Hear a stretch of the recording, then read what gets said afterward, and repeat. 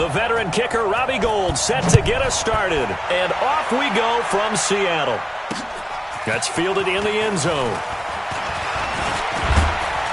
And it's a pretty good return here as he'll get it up to the 29-yard line. The Seahawks take over first and 10 at their own 29-yard line.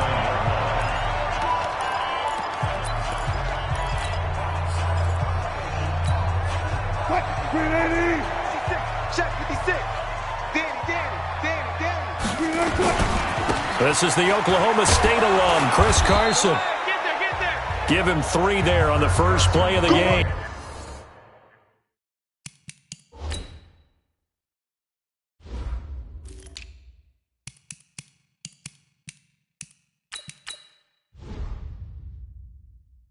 And it's second down. He was taken down by DeForest Buckner. It's a pickup of 3. Brings up second. The last run got 3. Now here's 2nd and 7. Here's Wilson. Buying time. And right away, he lost the football. And now this is scooped up by the 49ers. And they have possession, and they have it at the 38-yard line.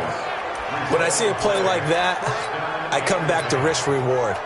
I don't know about you, but is it worth it at that point, whatever you're going to pick up, to either take the hit, and in this case, lose the football? So should have gone down. I mean, hindsight's always 20/20, but that's the safe play. You're exactly right. Hindsight's really never wrong, is it? Because you can analyze it, but I think ultimately you got to look at it as a first option, taking care of the ball, getting what you can, and that's it. Don't worry about any more. They work again from the 38 on 2nd and 10. To throw, it's Garoppolo. Into heavy traffic, and it's intercepted. Picked off at the 30. And the return comes to a halt right at the 44-yard line. And that's a great example of ball skills right there, partner. You and I do a lot of games, and I can't tell you how many guys look to run with the football before they've intercepted it. So that's a nice job of focusing on the task at hand and coming away with the interception. On the ground, this is Rashad Penny. And he's got this one across midfield into 49er territory. It's a 6-yard gain on the ground, and that'll make it 2nd and 4. Despite the blitz, they're still able to pick up a nice solid gain. The disadvantage of blitzing often alters the normal spacing and run fits and leaves creases like they were able to exploit right there.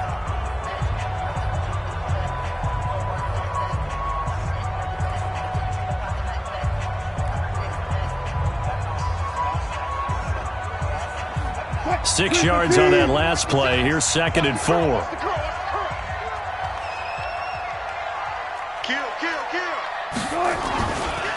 Now a give, right side. It's Carson. And good penetration here. He'll get this down.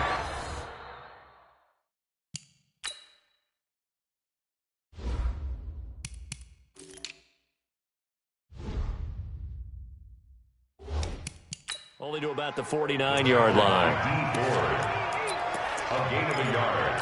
Brings up 3rd and 3. Mike. What? 15! I'm going to come back to you. 14. Wilson now to throw on 3rd down. And he's going to be swallowed up. Sacked back at the 45-yard line. Credit the sack to the Oregon Duck, DeForest Buckner. Now on 4th down, we've got a whistle here and a timeout. They'll have 2 remaining as we step aside here in this first quarter. On 4th down, ready to punt, Michael Dixon. Back deep, Trent Taylor.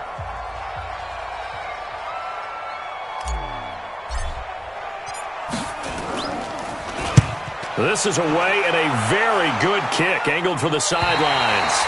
This one angles out of bounds at a good spot in the coffin corner. And they're going to mark this out of the 5-yard line.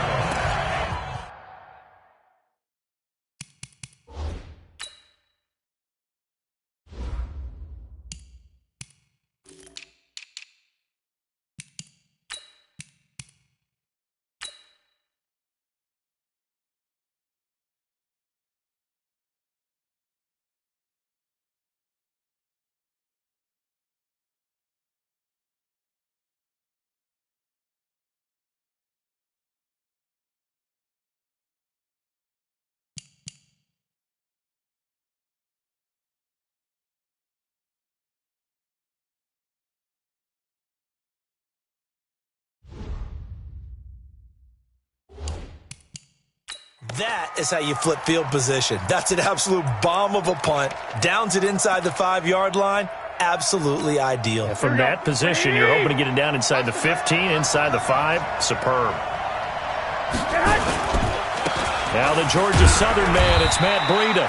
And he'll take this forward only up to about the 7. Tackle coming from the safety, Trey Flowers. Here we go. The last run got a couple. Here's 2nd and 8. Throwing now is Garoppolo.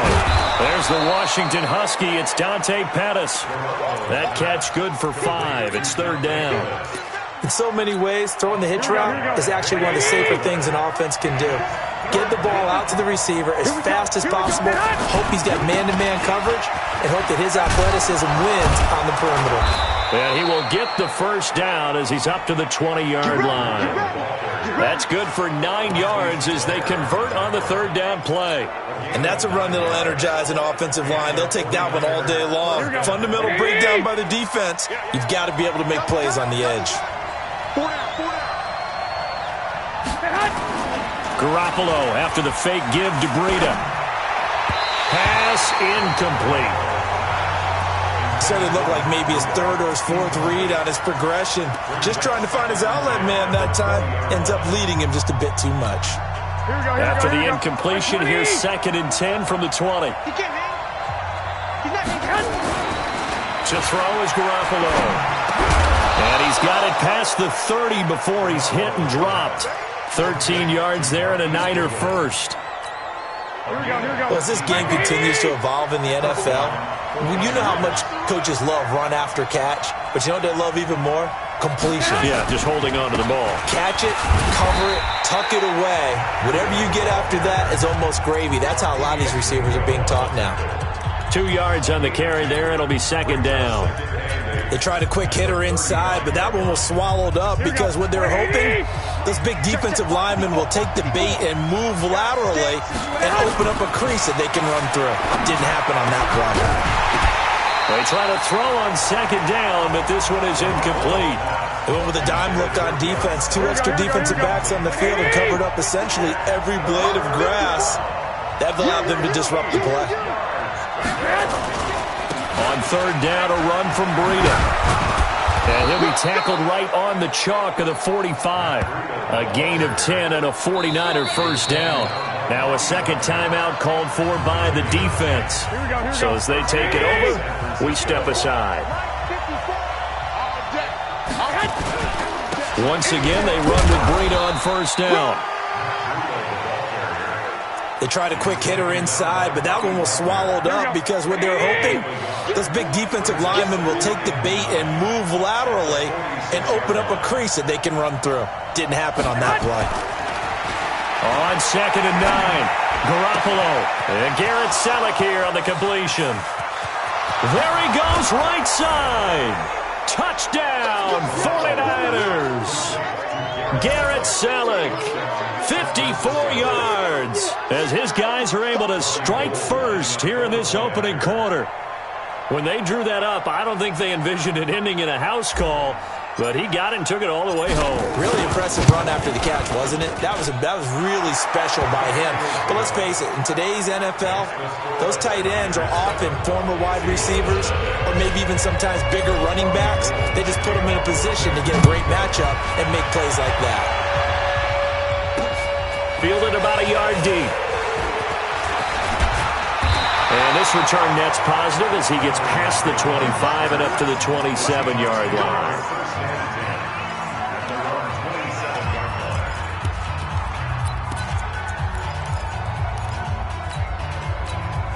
And this should be the final play before the quarter ends. Watch the screen, watch the screen. Watch the screen. Now Wilson on 1st down. He rifles one that's intercepted. Picked off by Quan Williams. And he will be brought down, but he's got the interception on the final play of this first quarter. After one, 7-0 on EA Sports.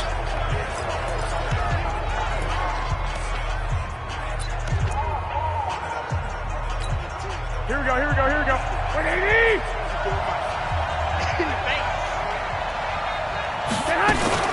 Now a fake on the give here as they try the run-pass option.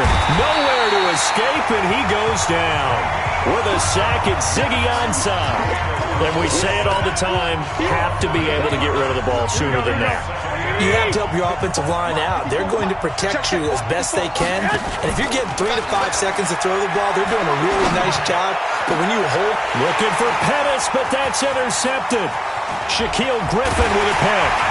And he's able to get it back to right around the 27. Oh, timing is everything on a route like this. He tried to drive that football into a tight spot. And if you're a little early or a little late, chances are there's going to be someone there. And sure enough, this one's going the other way. Wilson and the Seahawks take over now, 1st and 10 at their own 27. Under a heavy rush, and down he goes. D. Ford. It'll go as a loss of about 8 as he gets in there to drop him. So that complicates things a bit here. 18 yards to go now on 2nd down. Wilson leaves this one with Penny. Gets around him. And he'll lose yardage and be down at the 7-yard line. Call it a loss of 12 that time. And it's going to be 3rd down and forever. I know that speed is the hallmark of today's NFL game, but the key to good rushing defense is still having your linebackers set the edge. Need something from deep in the bag of tricks here after 1st and 2nd down. And he'll go down in the end zone. Down goes Wilson. It's a safety. And, Charles, at some point, you can't keep worrying about big play. Can this be perfect? You just have to get the ball out of the end zone. And in the offensive huddle, that was discussed when they called the play. Just get out of the end zone. But you know what's interesting? A lot of the times in the defensive huddle, they actually call a set and then say at the end of it, get a safety. So it's preached, it's coached, it's thought about. Taken in at the 11.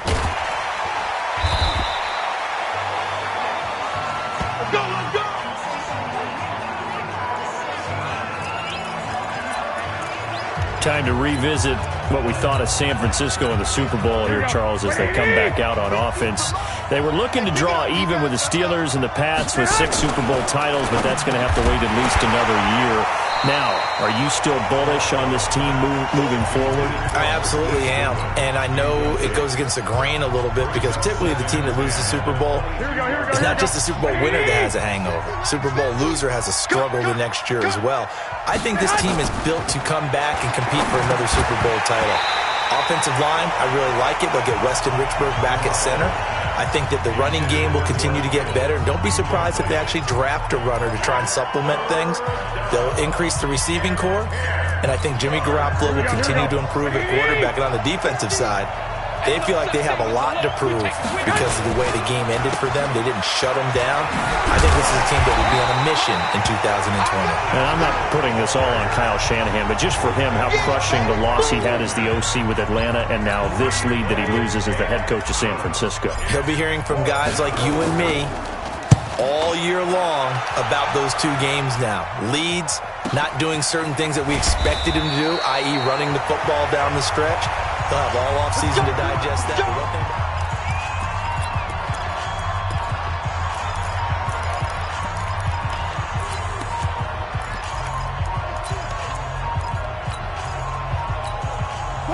Here's the Seattle offense ready to get this drive underway.